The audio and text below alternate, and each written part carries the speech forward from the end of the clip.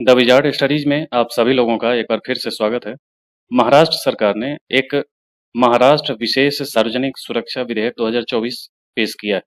इसके पेश करने के बाद अर्बन नक्सल का मुद्दा एक बार फिर से चर्चा में आ गया है और ये विधेयक विशेष तौर पर अर्बन नक्सल के कंट्रोल के लिए ही ये विधेयक लाया गया है। तो आइए देखते हैं इस कानून का स्वरूप क्या है।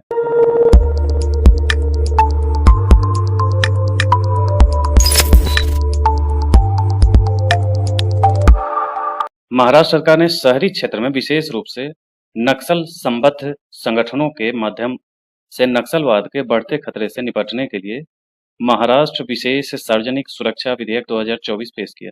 विधेयक में ऐसे व्यक्तियों के लिए कारावास सहित कठोर दंड का प्रस्ताव किया गया है जो गैर कानूनी संगठनों के प्रत्यक्ष सदस्य नहीं हैं, लेकिन ऐसे समूहों की बैठकों में योगदान देने, सहायता प्राप्त करने या सहायता मांगने, सदस्यों को शरण देने या उन्हें बढ़ावा देने या सहायता प्रदान करने जैसी गतिविधियों में संलग्न।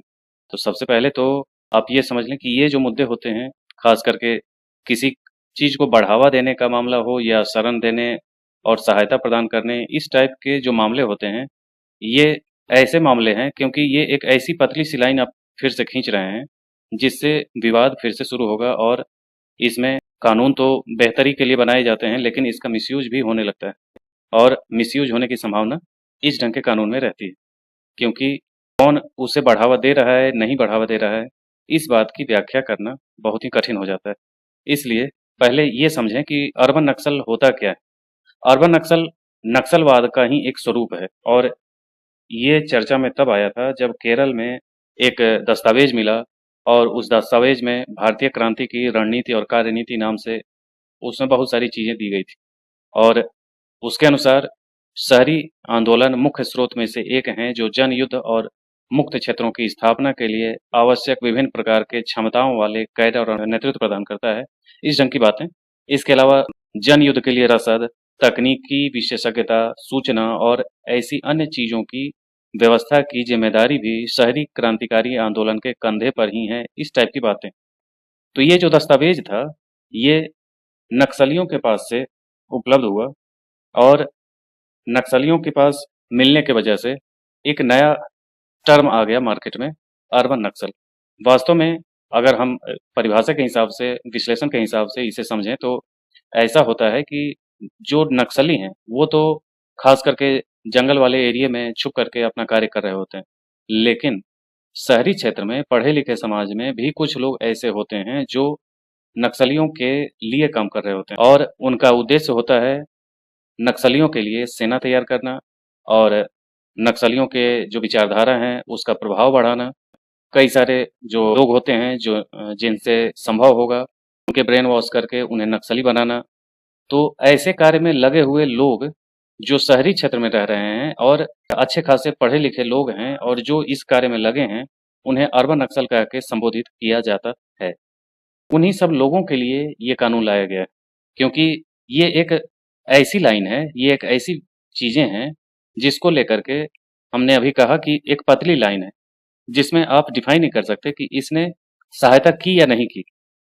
और शहरी क्षेत्र में रह रहे कई बार ऐसे सम्मानित लोग होते हैं जो ये कार्य में लगे होते हैं, तो उनको पकड़ पाना बहुत कठिन हो जाता है। इसलिए ये मामला जो है उलझ जाता है हर बार और अर्बन नक्सल कह करके कई बार जो शरीफ लोग हैं उन्हें भी संबोधित कर दिया जाता है और तब ये मामला बहुत ही जटिल हो जाता है। आगे देखें कि माओवादी शहरी कार्य के 3 उद्देश्य हैं। जनता को संगठित करना और लामबंद करना। लामबंद करने का मतलब है कि एक टाइप के विचारधारा के लोगों को एक साथ लाना और किसी विशेष कार्य में लगाना, तो वो लामबंदी कहेंगे उसको। और संयुक्त मोर्चा बनाना, सभी को एक साथ ला करके संयुक्त मोर्चा बनाएंगे। और सैन्य कार्य करना, यानी कि नक्सलियों के लिए सेना तैयार कर रहे हैं। गतिविधियां क्या हैं? तो नेताओं और कार्यकर्ताओं के लिए आवागमन के दौरान सुरक्षित आवास बनाए रखना, स्वास्थ्य लाभ और बैठकें आयोजित करने के लिए स्थान, भूमिगत दस्तों को रसद सहायता प्रदान करना, युवाओं, छात्रों और उद्योग तथा अन्य निकायों से श्रमिकों को संगठित करना और भर्ती करना। तो ये सब कार्य हैं, ये गतिविधियां हैं जो जिससे नक्सलियों को बढ़ावा मिलता है और नक्सलवाद के समाप्त न होने में इसकी भी एक भूमिका होती है कि जैसे शहरी क्षेत्र में अगर इनका फैलाव ज़्यादा हुआ और ये लोग अपना पाँव जमा लिए शहरी क्षेत्र में अच्छे से, तो फिर इसे समाप्त कर पाना बहुत ही कठिन हो जाता है। इसलिए इसे कंट्रोल करना, इसे रोकना और इसके लिए जागरूकता फैलाना बहुत ज़रूरी है। देखें इस कानून में क्या है जो सरकार लेकर के आ रही है। तो महाराष्ट्र विशेष सार्वजनिक सुरक्षा विधेयक 2024 के प्रावधान क्या हैं, तो इसके महाराष्ट्र सरकार ने विशेष रूप से शहरी क्षेत्र में नक्सल संबद्ध संगठनों के माध्यम से बढ़ते नक्सलवाद के खतरे से निपटने के लिए महाराष्ट्र विशेष सार्वजनिक सुरक्षा विधेयक 2024 पेश किया है। गैर कानूनी संगठनों की घोषणा की बात कर रहे हैं, तो राज्य किसी संगठन को गैर कानूनी घोषित कर सकता है और 3 योग्य व्यक्तियों, वर्तमान, पूर्व और योग्य उच्च न्यायालय के न्यायाधीश, 3 योग्य व्यक्तियों का एक सलाहकार बोर्ड ऐसे निर्णयों की समीक्षा करेगा। यानी कि गैर कानूनी संगठन घोषित करना है या नहीं, इसके लिए न्यायाधीशों की एक टीम होगी जो वर्तमान या पूर्व या कोई भी योग्य न्यायाधीश 3 व्यक्ति कोई भी होंगे जो सलाहकार बोर्ड की तरह कार्य करेंगे और उस पे समीक्षा करेंगे। गैर कानूनी गतिविधियों की परिभाषा इसमें दी गई है कि सार्वजनिक व्यवस्था, शांति और सौहार्द को खतरा पहुंचाने वाली गतिविधियां कर रहे हों, कानून प्रशासन और लोक सेवकों के कार्य में हस्तक्षेप कर रहे हों, हिंसा, बर्बरता, आग्नेयास्त्र, विस्फोटकों का प्रयोग तथा परिवहन में बाधा डाल रहे हों, कानून एवं संस्थाओं की अवज्ञा को प्रोत्साहित कर रहे हों, गैर कानूनी गतिविधियों के लिए धन या सामान एकत्र कर रहे हों, तो ये सब जो भी कार्य करेंगे उन्हें अर्बन नक्सल घोषित कर सकते हैं।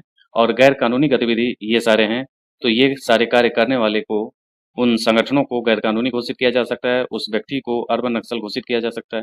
अब देखें कानून के तहत सभी अपराध संज्ञेय और गैर जमानती होंगे। इस कानून के तहत, इस कानून के अंतर्गत सभी अपराध संज्ञेय और गैर जमानती होंगे तथा इसकी जांच उप निरीक्षक स्तर से नीचे के रैंक के पुलिस अधिकारी द्वारा नहीं की जाएगी।